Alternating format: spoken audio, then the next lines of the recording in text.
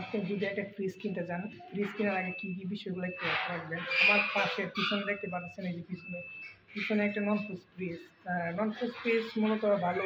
নন ফ্রুজ fridge হচ্ছে আপনার মাছ বা মাংস, শাকসবজি যেগুলো রাখেন এগুলাতে মানে বরফ জমে থাকবে না, মানে এটা ঠান্ডা করে বরফ মাছ মাখিয়ে বরফ রাখবে।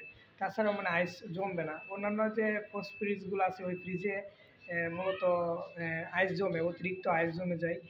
আহ, আর যদি আপনারা নতুন একটা ফ্রিজ কিনতে যান তার আগে যে বিষয়গুলো একটু লক্ষ্য রাখবেন, তার মধ্যে সবচাইতে আহ, যে বিষয়টা লক্ষ্য রাখতেই হবে বাধ্যতামূলক সেটা হচ্ছে আপনার কম্প্রেসার।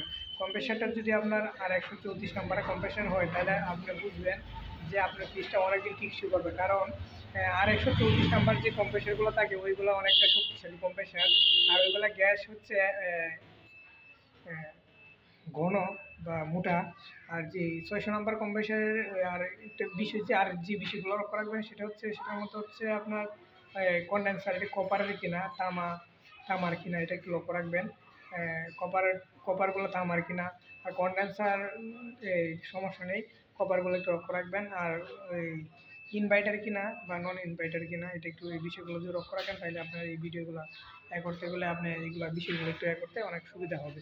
তো এই ছিল আজকের ভিডিও। যদি ভিডিওটি ভালো লাগে থাকে অবশ্যই চ্যানেলটি সাবস্ক্রাইব করে পাশে থেকে বেল বাটনটি